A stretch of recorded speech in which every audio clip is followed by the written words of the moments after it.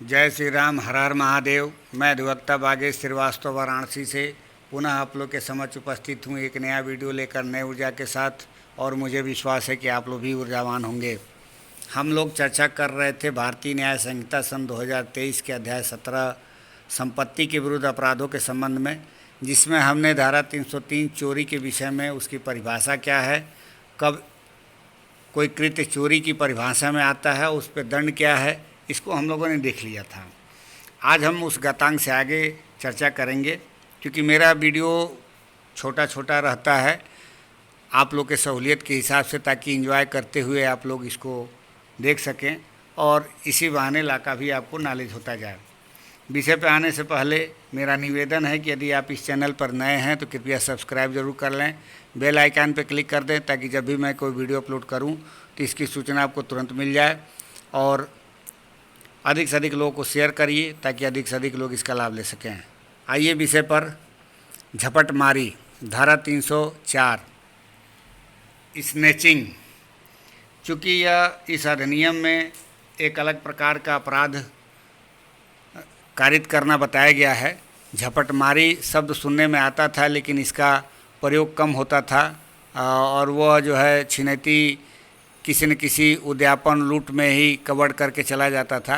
लेकिन इसको अलग से, झपटमारी को अलग से परिभाषित किया गया है इसमें। तो आइए देखते हैं झपटमारी होता क्या है। ये कह रहा है थेफ्ट इज स्नैचिंग, यानी कि चोरी कब झपटमारी होती है उसके बारे में बता रहा है। If in order to commit theft the offender suddenly और क्विकली और forcibly seizes or secures or grabs or takes away from any person or from his possession any movable property। देखिए इसमें कह रहा है कि चोरी झपटमारी है यदि चोरी करने के लिए अपराधी अचानक या शीघ्रता से, देखिए दो शब्द का प्रयोग किया है, अचानक और शीघ्रता से या बलपूर्वक किसी व्यक्ति से या उसके कब्जे से किसी चल संपत्ति को अभिग्रहण कर लेता है या प्राप्त कर लेता है या छीन लेता है या ले लेता है। अब चूँकि चोरी और झपटमारी में बेसिक अंतर देखिए ये है कि चोरी में जो पीड़ित होता है उसको इस बात का ज्ञान नहीं होता है कि किस व्यक्ति ने चोरी किया है जिस समय घटना कारित की गई होती है। इसमें क्या है, झपटमारी में जो पीड़ित है जिसके साथ यह घटना कारित की गई है उसको इस बात का ज्ञान है कि अभियुक्त द्वारा झपटमारी की जा रही है, यानी कि चोरी के माध्यम से ही झपटमारी हो रही है। अब वो कैसे हो रही है, अचानक या शीघ्रता या बलपूर्वक उस पीड़ित व्यक्ति के कब्जे से किसी चल संपत्ति को अभिग्रहण कर लेता है या प्राप्त कर लेता है या छीन लेता है या ले लेता है। तो इस तरीके से वो झपटमारी का अपराध करता है। अब इसमें दूसरा जो उपधारा है इसका ये बताता है कि whoever commits snatching shall be punished with imprisonment of either description for a term which may extend to 3 year and shall also be liable to fine. अर्थात ये उपधारा दो दंड के विषय में बात करता है और ये कहता है कि जो कोई झपटमारी करता है वह दोनों में से किसी भांति के कारावास से, जिसकी अवधि 3 वर्ष तक की हो सकेगी, दंडित किया जाएगा और वह जुर्माने का भी दायी होगा। इस प्रकार स्नैचिंग का एक अपराध यहाँ पे नया अपराध के रूप में जोड़ा गया है, जो कि आम तौर पर बाज़ारों में देखने को मिलता है। अब इसके बाद से धारा 305 जो है ये कह रहा है theft in a dwelling house or means or transportation or place of worship etcetera, यानी कि निवास गृह, यातायात के साधन या पूजा स्थल आदि में चोरी।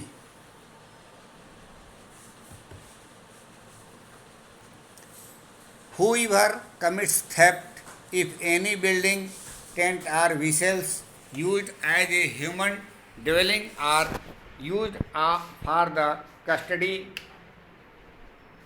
of property, अर्थात ऐसे किसी भवन, तंबू या जलयान में चोरी करता है जो मानव निवास के रूप में या संपत्ति की अभिरक्षा के लिए उपयोग में आता है। दूसरा, तीसरा और चौथा ये नया इसमें रखा गया है, जो कि पुराने भारतीय दंड संहिता में ये सब चीज़ नहीं था। बी करा of any means of transport use for the transport of goods or passengers, ऐसे किसी यातायात के साधन में चोरी करता है जो माल या यात्रियों के यातायात के लिए उपयोग किया जाता है। देखिए, जो पुरानी धाराएं थी, धारा 381, 82, उन सबों में, 83, 380, उसमें क्या था कि सब समाहित हो जाता था यान में ही। यहाँ उसको एक प्रकार से एक्सप्लेन कर दिया गया अलग अलग तरीके से कि किन किन किन तरीक़ों से यदि अपराध होता है तो भी इस धारा के तहत चोरी माना जाएगा। सी करा of any articles or goods from any means of transports use for the transport of goods or passengers, ऐसे किसी यातायात के साधन से किसी वस्तु या माल की चोरी करता है जो माल या यात्रियों के यातायात के लिए उपयोग किया जाता है। डी का रहा है इसका, of idol or icon in any place of worship, यानी कि किसी पूजा स्थल की मूर्ति या प्रतीक की चोरी करता है।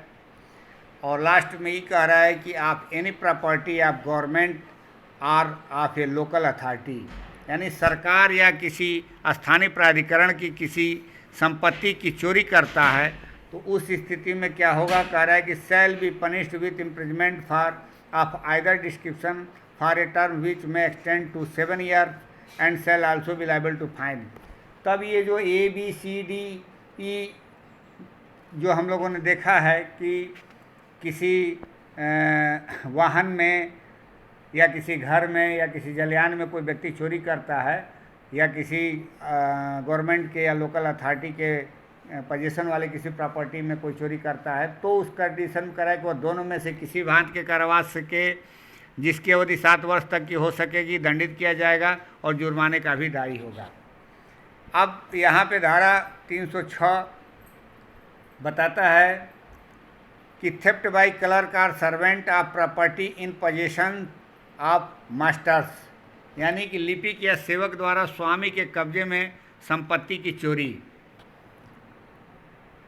ये पुरानी धारा को ही रखा गया है, इसमें कोई बदलाव नहीं किया गया है। धारा 306 कह रहा है कि whoever being a clerk or servant or being employed in the capacity of a clerk of servant commits theft in respect of any property in the possession of his master or employer shall be punished with imprisonment of either description for a term which may extend to 7 years and shall also be liable to fine। अर्थात जो कोई लिपिक या सेवक होते हुए या लिपिक या सेवक की हैसियत में नियोजित होते हुए अपने मालिक या नियोक्ता के कब्जे की किसी संपत्ति की चोरी करता है और दोनों में से किसी भांति के कारावास से जिसकी अवधि 7 वर्ष तक की हो सकेगी दंडित किया जाएगा और जुर्माने का भी दायी होगा। देखिए, ये जो यहाँ पे हम लोग देख रहे हैं, यहाँ पे न्यास भंग इसलिए नहीं होगा क्योंकि कोई संपत्ति न्यस्त नहीं की गई है। यहाँ पे संपत्ति मास्टर यानी कि ओनर का ही माना जाएगा। अगर जो सेवक के कस्टडी में है या लिपिक के कस्टडी में है और उसने चोरी कर लिया तो यहाँ पे संपत्ति न्यस्त नहीं की गई है, संपत्ति ओनर के ही कब्जे को माना जाएगा और उस आधार पर ये चोरी माना जाएगा। तो दंड क्या है? अब इसके बाद धारा 307 कह रहा है theft after preparation made for causing death hurt or restraint in order to committing of theft, चोरी के लिए मृत्यु, पहत्या या अवरोध कारित करने की तैयारी के पश्चात चोरी अगर जो किया जाता है तो इसका थोड़ा सा रूप बदल जाता है। क्योंकि स्नेचिंग में भी ये बात आई है, लेकिन यहाँ पे आपको मैंने फिर एक बार कह दिया कि जो अंतर है वो ये अंतर है कि चोरी में जो पीड़ित है उसको तत्काल में ये पता नहीं चलता है कि उसके साथ चोरी हुई है और उसी का अपराध यहाँ पे वर्णन किया गया, जबकि स्नैचिंग में सीधे सीधे पता चलता है कि सामने वाला ही उसके संपत्ति का चोरी कर रहा है। तो यहाँ पर भी ये बात भले कही गई है कि चोरी करने के लिए है, मृत्यु, पहत्या, अवरोध कारित करने की तैयारी के पश्चात चोरी की गई, न कि ऐसा किया गया है। अगर जो ऐसा कर दिया जाता है तो वो लूट और डकैती की श्रेणी में आ जाता है। यहाँ पे क्या है, ये कह रहा है कि whoever commits theft having made preparation for causing death or hurt or restraint or fear of death or of hurt or of restraint to any person in order to the committing of such theft or in order to the effecting of his escape after the committing of such theft, or in order to the retaining of property taken by such theft, shall be punished with rigorous imprisonment for a term which may extend to 10 years and shall also be liable to fine।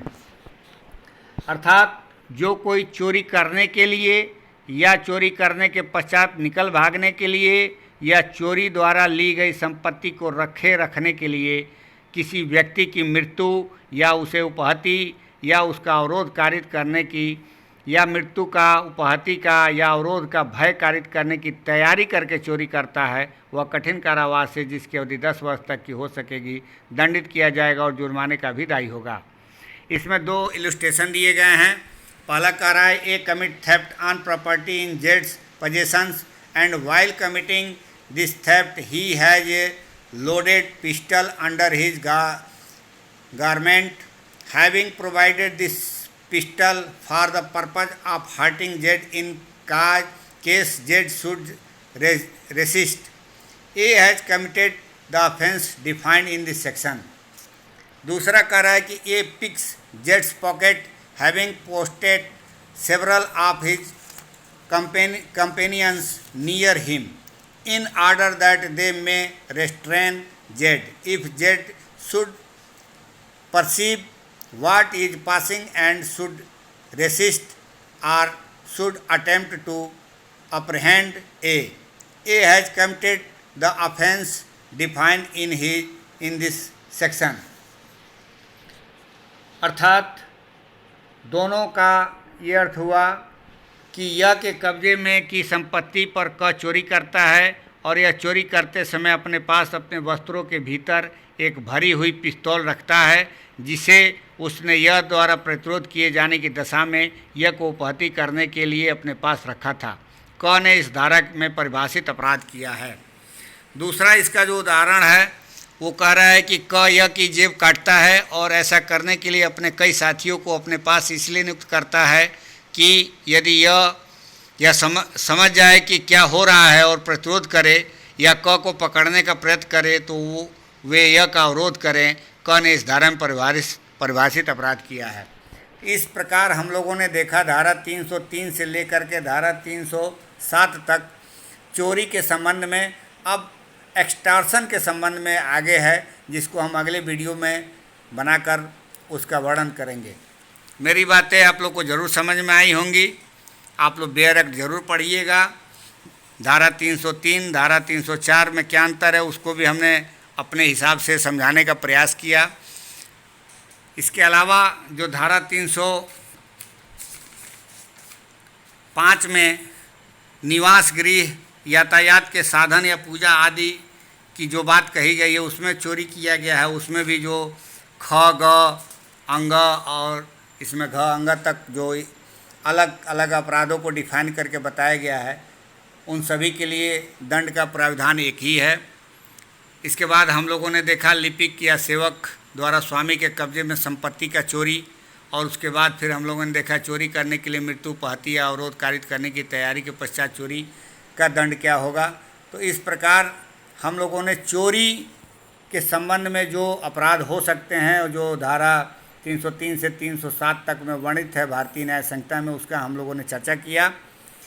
Video को विराम देते हैं, मिलते हैं अगले video में नए ऊर्जा के साथ। तब तक के लिए इजाज़त दीजिए, धन्यवाद।